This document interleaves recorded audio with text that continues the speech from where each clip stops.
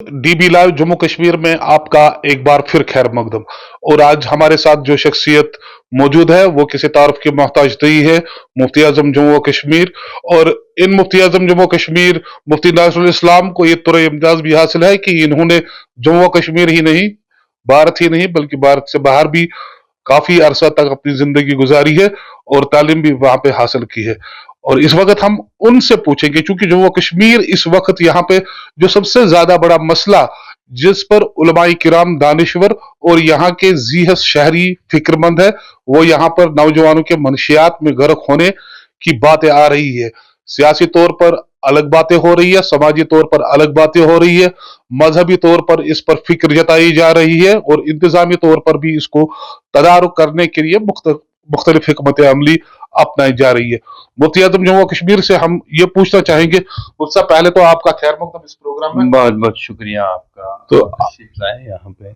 हम आपसे पूछना चाहेंगे कि चूंकि जम्मू कश्मीर एक ऐसी जिसको हम कश्मीर में पिरवर कहते थे, यहाँ पर ऐसे खराफात तो नहीं होते थे, ऐसे नौजवान तो इस तरह से मायल नहीं होते थे, एक महज़ब माशरा यहाँ का कहलाया जाता था। लेकिन अब ये देखा जा रहा है कि जम्मू कश्मीर के बेशतर जो नौजवान है, काफी तादाद में जो नौजवान है जिस पर फिक्रमंद भी है यहाँ की शहरी, मनशियात में गर्क हो रहे हैं। तो उलमाए किराम का और मजहबी जो रहनुमा है उनका क्या रोल है इसमें? बिस्मिल्लाहिर्रहमानिर्रहीम। 2015 में मैं यहाँ आया और 2015 से पहले भी मैं यहाँ आया जाया करता था, क्योंकि मैं बाहर की दुनिया में था। कुछ चीजें मैंने मुशाहिदा की यहाँ पे। उस वक्त एक क्रिश्चियनिटी का एक मसला था हमारे पास, उसको हमने बड़ी खूबी के साथ निपटा। अगर नताइज उतने ज्यादा हौसला अफजा नहीं निकले, लेकिन अल्हम्दुलिल्लाह उस पर काबू पाया गया। उसके बाद हमने देखा कि लोग अपने मामलात के बारे में, मैंने 2014 के बाद की बात कर रहा हूँ, अपने मामलात में गाफिल होते गए। और 2014 के ही बीच में मैं उस वक़्त नायब मुफ्ती आज़म की हैसियत से काम करता था। मैं आया था लेकिन जिम्मेवारी को कबूल करने के लिए तैयार नहीं था। तो दबाव बहुत ज़्यादा था कि मैं इस मनसब को कबूल कर लूँ, तो मुझे लाया गया उसी मकसद के लिए। तो उस वक़्त मुझे कुछ ये एहसास हुआ कि हमारे नौजवान बेटियों की हालत ख़राब है, और जो शादीशुदा है 140 के करीब ऐसी ख़वातीन थी जो बेचारी परेशान थी, जिनकी कसम पुरसी की हालत देखी नहीं जाती थी। वो उनके शौहर ड्रग्स का इस्तेमाल करते थे, और मैंने एक ये फैसला कर लिया कि मैं उनको उनके इस जुल्म सितम से आज़ाद करूँगा। तो 144 के करीब, 140 या 44 के करीब कुछ इसी तरह नंबर है, तो मैंने उनकी तलाक़ें करवा दी। उनका निकाह ख़त्म हुआ और उन्हें ये मौका मैसर मिला कि वो किसी दूसरी जगह अपनी ज़िंदगी बेहतर तरीके से गुजार सकें। उस वक़्त हमारे पास मीडिया का बड़ा ज़बरदस्त सपोर्ट था, तो आउटलुक ने उसको बल्कि कवर स्टोरी बनाए इसको कि इस तरीके से इस्लाम में इसकी गुंजाइश है। तो मैंने उनको कह दिया कि इस्लाम में हर एक औरत के लिए प्रोटेक्शन है, लेकिन मसला ये है कि इसको किस तरीके से समझा, फ़क़ीह किस तरीके से इसको समझते हैं या लोग किस तरीके से समझे, तो ये दूसरी बात है। लेकिन उसके बाद मैंने देखा कि मामलात बिगड़ते गए और बहुत हद तक परेशान कुन सूरत हाल है। अगर बाहर की दुनिया जो हम देखते हैं कि सुरूर और रक्स सुरूर की महफिलें जमती है, या फिर लोग गाड़ियां खरीदते हैं, मकान बनाते हैं, लेकिन असल बात यह है कि हमारा माशरा तबाह कुन सूरत हाल से दो चार है। हमारी बेटियां कहाँ जाती हैं ये हमें पता नहीं, हमारे बच्चे 33 سال سے 15 سے 33 سال تک بیشتر جو ہے ڈرگس میں مبتلا ہے، اور یہ ایک الارمنگ سچویشن ہے۔ اس سچویشن سے اس قدر خوفزدہ ہم ہے کہ اگر ایک جنریشن تو ہماری ملیٹنسی میں وائپ آؤٹ ہوئی، ختم ہوئی، اور ایک دوسری جنریشن جو ہے وہ ڈرگس کی وجہ سے ختم ہوتی جا رہی ہے، اور یہ میں دیکھ رہا ہوں کہ یہ صورتحال انتہائی تشویشناک ہے۔ دیکھیں، لیکن اس میں کس کا رول ہے یہ دیکھنا بڑا ضروری ہے۔ پہلے زمانے میں ہم آپ نے جیسا کہ ایک لفظ استعمال کیا کہ کشمیر پرور ہوا کرتی تھی، اصل میں پرور اس لیے اس کو کہتے تھے کہ یہاں ہمارے اقدار بڑے زبردست اچھے تھے، اور اقدار کا بڑا زبردست لحاظ کیا جاتا تھا، لوگ اس کی قدر و منزلت کو جانتے تھے۔ لیکن یہ اقدار رفتہ رفتہ اب ختم ہوتے جا رہے ہیں، کیونکہ والدین نے اپنے بچوں کی پرورش کرنا چھوڑ دیا ہے، اور ماؤں کا یہ حالت ہے کہ ان کے بچے ان کو پیٹ رہے ہیں، مار رہے ہیں، ان کے ساتھ حسن سلوک کے بجائے غلط سلوک کا مظاہرہ کرتے ہیں، اور یہ صورتحال انتہائی تشویشناک ہے۔ اور اس کے لیے میں یہ سمجھتا ہوں کہ ہم سب ذمہ دار ہیں۔ کوئی آدمی اس ذمہ داری سے اپنے آپ کو عہدہ برا نہیں کر سکتا، مبرہ نہیں سمجھ سکتا ہے۔ مفتی اعظم بھی ذمہ دار ہے، اور میر وائز بھی ذمہ دار ہے، مبلغ بھی ذمہ دار ہے، سب ذمہ دار ہیں۔ لیکن سب سے بڑی ذمہ داری جو آتی ہے وہ آتی ہے چیریٹی بگنز ایٹ ہوم، وہ گھر سے آتی ہے۔ اگر گھر کے لوگ اپنے بچوں کی صحیح تربیت کریں، کہتے ہیں کہ ماں کی جو گود ہے وہ سب سے عظیم دانشگاہ ہے، اور اسی دانشگاہ سے اگر شروعات ہو تو پھر بچوں کا مستقبل بھی اچھا رہے گا، اور وہ آداب اور اقدار کو اپنی ملحوظ نظر رکھیں گے، اور جب ان کے اقدار اچھے ہوں تو وہ اپنے بچوں کو بہتر اقدار سے نوازیں گے، اور اس طریقے سے سوسائٹی بہتر معاشرہ بن سکتا ہے۔ مجھ سے ایک اور سوال ہے جو جہاں مسلم معاشرہ جس سے جوجھ رہا ہے وہ ہے، چونکہ آپ خود باہر کی دنیا میں رہے ہیں، آپ یورپ میں رہے ہیں، آپ نے دیکھا ہے کہ جدیدیت کا بہت دور ہے، تو کس طرح ہم جو مسلم معاشرہ ہے خاص طور پر جموں کشمیر میں جو مذہبی علوم کو جدیدی علوم کے ساتھ ہم آہنگ کر سکتا ہے، یہ بڑا ایک مسئلہ پیدا ہو رہا ہے۔ دیکھیے، میں ایک بات بتاؤں گا، اصل میں اس چیز کا غلط مطلب لیا گیا ہے۔ دنیا تو گلوبل ولیج بن چکی ہے۔ اب ہم یورپ کا بھی کل لاس اینجلس میں جو ہوا ہم یہاں کشمیر میں دیکھ رہے تھے، غزہ میں جس طریقے سے ظلم و ستم برپا ہوا، قہر برپا ہوا، وہ بھی ہم دیکھ رہے ہیں یہاں پہ۔ مغربی تہذیب میں کس طریقے سے فحاشی اور عریانگی ہوتی ہے وہ بھی ہم دیکھتے ہیں۔ لیکن میں یہ سمجھتا ہوں کہ تعلیم حاصل کرنا اور تعلیم کے بارے میں کوشش کرنا کوئی غلط بات نہیں ہے، وہ اچھی بات ہے، مستحسن بات ہے۔ لیکن تعمیری اگر ہو اور اس میں اخلاقیات کا بھی عنصر شامل رہے، اور اس کے بعد اس تعلیم کو حاصل کیا جائے، اس میں کوئی حرج نہیں ہے، کیونکہ سائنس ہمیں کچھ چیزیں بتاتا ہے جن کا تعلق اسلام سے بھی ہے، اور اسلام میں بنیادی طور پہ اگر آپ دیکھیں گے قرآن کریم کی افلا تدبرون، کیا تم فکر نہیں کرتے ہو، غور نہیں کرتے ہو، دیکھتے نہیں ہو، سوچتے نہیں ہو، کیا تم فکر نہیں کرتے ہو؟ یہ سب چیزیں بنیادی طور تجسس کی دنیا میں ہمیں لے جاتے ہیں، اور یہ ہمیں دعوت فکر دیتے ہیں کہ تعلیم حاصل کرنی۔ اگر رسول اللہ صلی اللہ علیہ وسلم کے پہلے آپ وہ دیکھیں گے، اس میں بھی بنیادی طور پہ ایک لفظ آتا ہے جو وہ نازل ہوتے، اقرا، تو پڑھیے، اور اللہ تعالیٰ کو پڑھانے کی کیا ضرورت ہے؟ ویسے بھی نبی کریم صلی اللہ علیہ وسلم کو بغیر قرآن دیے ہوئے بھی نبی یعنی مبوس کر سکتا تھا، لیکن اس وقت انہوں نے اس کی ضرورت اور اہمیت کو اس لیے اجاگر کیا تاکہ دنیا میں ایک روایت رہے کہ پڑھنے کی ضرورت ہے۔ اب ہم بہتر تعلیم بھی حاصل کر سکتے ہیں اور بہتر تعلیم کے ذریعے بہتر معاشرے کی تخلیق بھی کر سکتے ہیں، اور غلط تعلیم بھی۔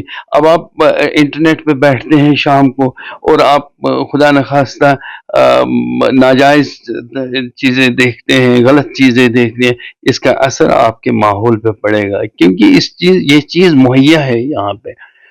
میں باہر کی دنیا میں تھا، انٹرنیٹ بڑا مہنگا تھا اور بڑی زبردست پریشانی ہوتی تھی کہ کس طریقے سے ہم افورڈ کر پائیں گے۔ انٹرنیٹ منٹوں کے حساب سے اس پہ پیسہ دینا پڑتا تھا۔ تو لیکن جب ہم یہاں آئے تو 444 روپے میں 3 مہینے کا ایک پیک لے لیجئے، اور جس یہ سائٹ پہ جانا چاہیے، کوئی ریسٹرکشن نہیں ہے، کوئی یہ نہیں ہے، جس جگہ جانا چاہے جائے۔ اور دوسری بات یہ ہے کہ اب گورنمنٹ کا بھی ایک اہم رول ہوتا ہے اقدار بچانے کا، اقدار کو درست کرنے کا۔ اب اگر انکریج کیا جائے کہ بیٹنگ کر لیجئے، مکانوں کو بیچ ڈالیے، اس کے بعد اپنے ثروت، اپنے باپ دادا کی کمائی ہوئی دولت کو آپ بے تحاشا خرچ کر لیجئے، ضائع کر لیجئے، یہ کہاں کا انصاف؟ یہ تو بالکل وہی نظام ہے جو انگریزوں نے 1834 میں کیا تھا، جس میں پرومزری نوٹ اور اس کے بعد سود کا سسٹم کاروبار سامنے آیا۔ اسلام میں سود کو کیوں ناجائز قرار دیا گیا؟ اس وجہ یہ ہے کہ سود کی وجہ سے دوسرے پہ یہ گرہن نہ پڑ جائے، اس کی کمر نہ ٹوٹ جائے، کیونکہ وہ اس کی ادائیگی نہیں کر سکتا ہے، واپسی اس کی نہیں کر سکتا، اس لیے اس کو ریسٹرکٹ کیا گیا کہ یہ جائز نہیں ہے، بلکہ کاروبار آپ کریں، مزاربت کر لیجئے، دوسرے طریقے کی کمائی کریں۔ بیٹنگ اسلام میں ناجائز ہے اور نادرست ہے۔ اب گورنمنٹ آف انڈیا تو ان چیزوں کو انکریج کرتی ہے، یہ نہیں دیکھتی ہے کہ یہاں ان امپلائمنٹ کتنی ہے، ان امپلائمنٹ کی ریٹ کیا ہے۔ لوگ ڈپریشن کے شکار ہوتے ہیں بیکاز آف ان امپلائمنٹ، آپ دیکھ لیجئے، کیونکہ ان کی تعلیمی قابلیت جو ہے وہ پی ایچ ڈی اور ایم اے اور ایم ایڈ وغیرہ جو ہے، بڑی بڑی ڈگریاں لے کے اس کے بعد وہ نوکریوں کی تلاش میں در در بھٹکتے ہیں، اور جب گھر پہنچتے ہیں، گھر میں ان کو والدین کی طرف سے ہر روز کسی نہ کسی یعنی سلوک کا، یعنی غلط سلوک کا انہیں سامنا کرنا پڑتا ہے۔ نتیجہ یہ نکلتا ہے ان کے پاس کوئی چارہ نہیں ہے، وہ ڈپریشن میں جاتے ہیں اور ڈپریشن کے لیے بیڈ ڈرگز کا استعمال کرتے ہیں۔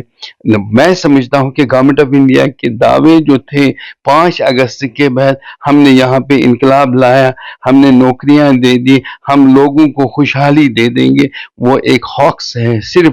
البتہ ایک چیز جو ہم نے دیکھا وہ یہ ہے کہ ایک انویژن ہو رہا ہے، جو ہمارے کلچرل انویژن ہو رہا ہے، کلچر کو تبدیل کرنے کا۔ میری بات آپ پوری سن لیجئے۔ جو باہر سے لوگ آتے ہیں یہاں پہ، مسجدوں کے سامنے جاتے ہیں، وزٹرز آتے ہیں، ہمارے مہمان ہیں، ہم ان کو اپنی سرآنکھوں پہ بٹھاتے ہیں، یہاں آتے ہیں، اس کے بعد شراب اور سرور کی محفلیں سجاتے ہیں۔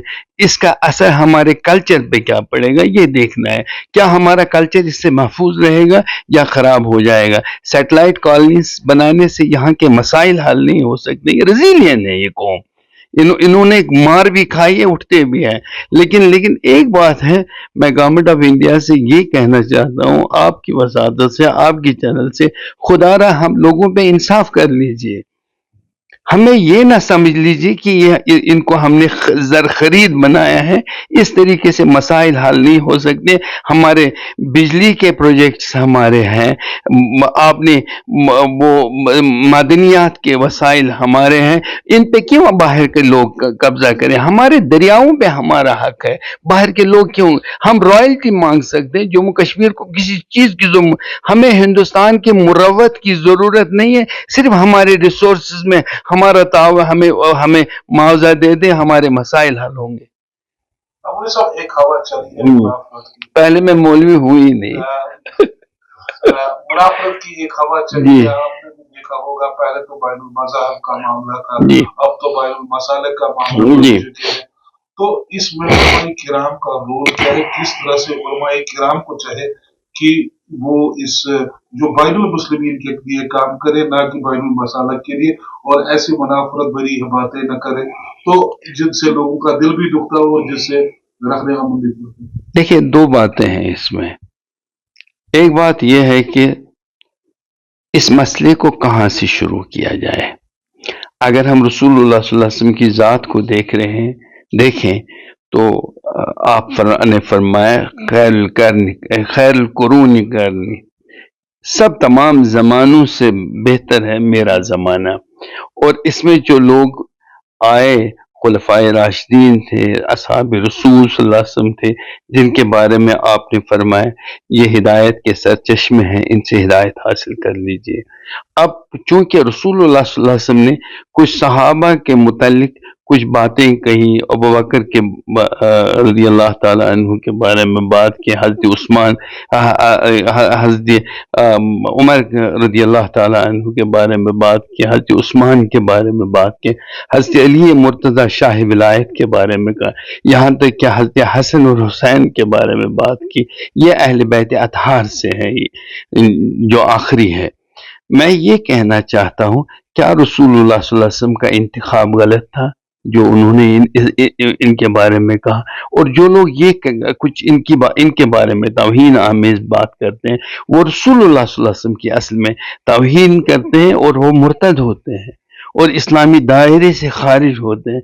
लिहाजा अगर मेरे सामने हज़रत अली मुर्तज़ा करमल्लाहु ताला वजहु करीम के बारे में कोई बात, कोई गुस्ताखी करता है तो मैं उसकी गर्दन काट दूंगा। और यही तरीका दूसरों के बारे में भी है, क्योंकि हमारे असहाब तो हमारे लिए नमूना है, हमारी इज्जत, हमारी वकार की निशानियां हैं।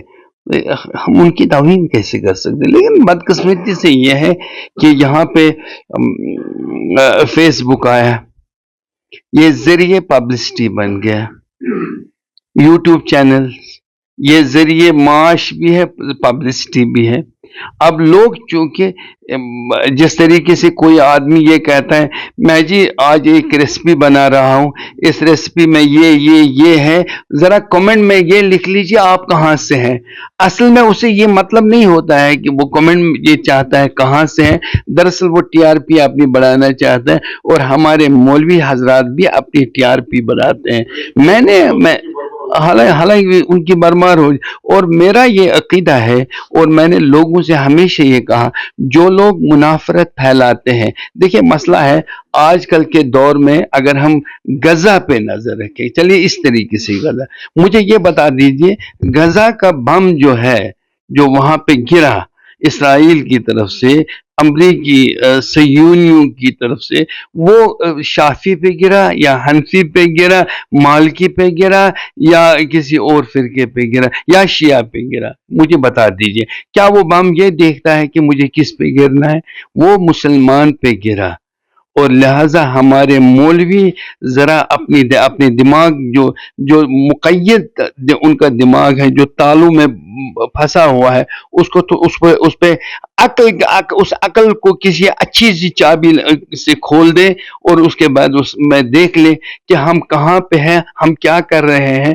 बल्कि मैं ये कहता हूँ, जो लोग मुनाफरत फैलाते हैं वो मुसलमान ही नहीं है, बल्कि उनको मस्जिदों की मिंबरों पे चढ़ने का, बैठने का कोई हक नहीं है। उनको वहां से उतार दिया जाए, और उतार के कैसे किया जाए, ये सब कैसे होना चाहिए, उनको घसीट के वहां से उतार दो।